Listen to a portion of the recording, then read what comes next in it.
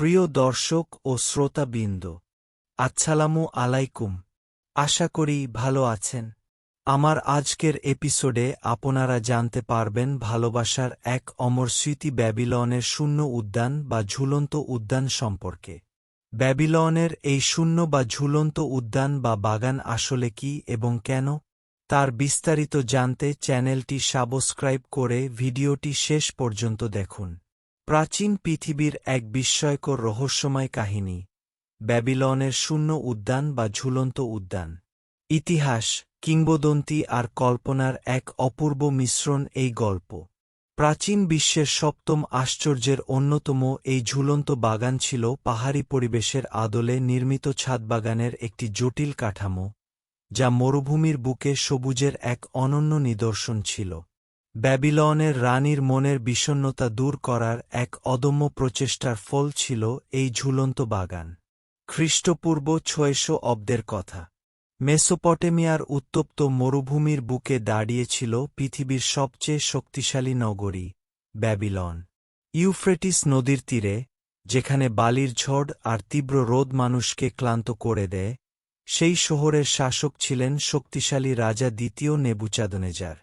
সেখানেই এক অসম্ভব সুন্দর এক স্বপ্ন বাস্তবে রূপ নিয়েছিল। রাজা দ্বিতীয় নেবুচাদনেজার নামটা উচ্চারণ করলেই কাঁপত সমগ্র মধ্যপ্রাচ্য। এই মহাপরাক্রমশালী রাজা যুদ্ধ জিতেছিলেন, সাম্রাজ্য গড়েছিলেন, জেরুজালেম পর্যন্ত দখল করেছিলেন। কিন্তু তার এক দুর্বলতা ছিল। তার প্রিয়তমা রানী অ্যামিটিস ছিল মেদিয়ান রাজকন্যা, পাহাড়ি দেশের মেয়ে। সবুজ পাহাড়, ঘন বন, ঝরনার শীতল জল, এই নিয়েই ছিল তার জগৎ। কিন্তু ব্যাবিলনে এসে রানী যেন শুকিয়ে যেতে লাগলেন। চারদিকে শুধু সমতল মাটি, ধুলো আর রুক্ষতা। পাহাড়ের কথা মনে পড়লে তার চোখ ভিজে উঠত। রাজা দেখলেন তার রানীর বিষণ্ণতা। আর তখনই তিনি নিলেন এক অভূতপূর্ব সিদ্ধান্ত। আমি যদি পাহাড় আনতে না পারি, তাহলে পাহাড়কেই তৈরি করব। স্থপতিদের এক অসম্ভব কাজ শুরু হল। হাজার হাজার শ্রমিক লেগে পড়ল কাজে।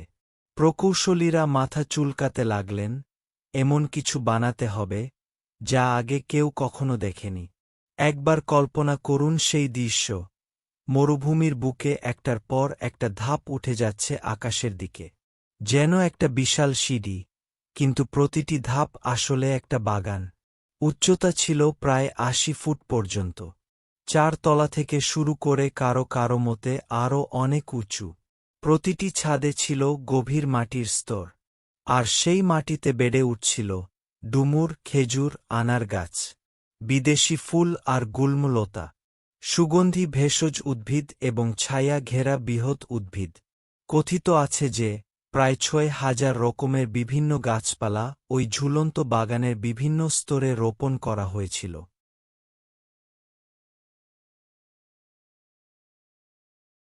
বাগানটি এমনভাবে তৈরি করা হয়েছিল যে দূর থেকে দেখলে মনে হতো বাগানটি যেন শূন্যে ভাসছে বা ঝুলে আছে। তাই নাম হল শূন্য উদ্যান বা ঝুলন্ত বাগান, অর্থাৎ ব্যাবিলনের শূন্য উদ্যান বা ব্যাবিলনের ঝুলন্ত উদ্যান। কিন্তু সবচেয়ে বড় রহস্য ছিল পানি।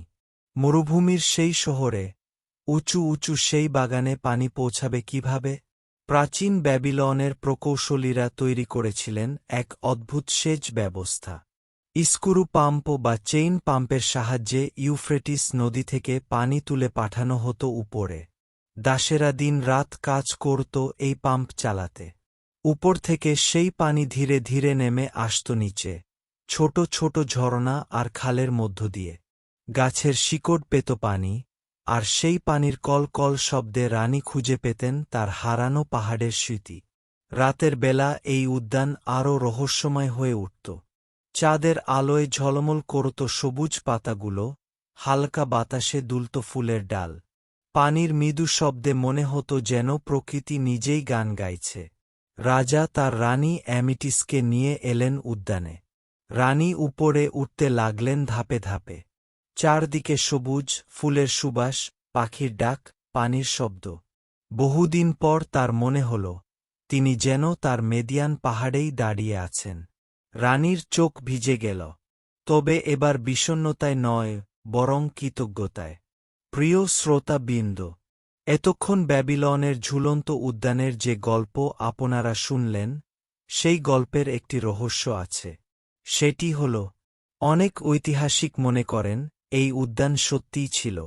আবার কেউ কেউ বলেন এটি হয়তো শুধু একটি কিংবদন্তি বা মানুষের কল্পনার সৃষ্টি। আবার কেউ বলেন হয়তো এটি ছিল, কিন্তু ব্যাবিলনের বন্যা আর ভূমিকম্পে সব ধ্বংস হয়ে গেছে। কথিত আছে যে ৫১৪ খ্রিস্টপূর্বাব্দে পার্শ্ববর্তী পারস্য রাজ্যের সাথে এক ভয়াবহ রক্তক্ষয়ী যুদ্ধে এই সুন্দর উদ্যানটি সম্পূর্ণরূপে ধ্বংস হয়ে যায়। মাটির নিচে হয়তো এখনও লুকিয়ে আছে সেই স্বপ্নের ধ্বংসাবশেষ। আজও প্রত্নতাত্ত্বিকরা খুঁজে চলেছেন এর প্রমাণ। ব্যাবিলনের শূন্য উদ্যান প্রাচীন পৃথিবীর ৭টি আশ্চর্যের মধ্যে অন্যতম। যদিও এই ঝুলন্ত বাগানের কোনো অস্তিত্ব এখন নেই, তবুও এটি অমর হয়ে আছে মানুষের কল্পনায়। কারণ এটি শুধু একটি বাগানের গল্প নয়, এটি একজন রাজার ভালোবাসার গল্প, যিনি পুরো মরুভূমিকে বদলে দিতে চেয়েছিলেন তার রানীর মন ভালো করার জন্য। সম্রাট শাহজাহান যেমন তাজমহল নির্মাণ করেছিলেন তার রানী মমতাজের স্মৃতি অমর করে রাখার জন্য, তেমনি রাজা নেবুচাদনেজার তার রানীর মনের বিষণ্ণতা দূর করার জন্য নির্মাণ করেছিলেন এই ঝুলন্ত বাগান। এটি মানুষের সেই চিরন্তন স্বপ্নের গল্প, যে স্বপ্ন বলে, দুনিয়াতে অসম্ভব বলে কিছু নেই যদি ভালোবাসা থাকে। প্রিয় দর্শক ও শ্রোতাবৃন্দ, ব্যাবিলনের শূন্য উদ্যান আজ নেই, হয়তো কোনোদিনই ছিল না, কিন্তু মানুষ যতদিন স্বপ্ন দেখবে ততদিন এই গল্প বেঁচে থাকবে। ভিডিওটি ভালো লাগলে লাইক ও শেয়ার করুন। ঐতিহাসিক শিক্ষামূলক আরও ভিডিও সহজে পেতে চ্যানেলটি সাবস্ক্রাইব করে সাথেই থাকুন। ধন্যবাদ।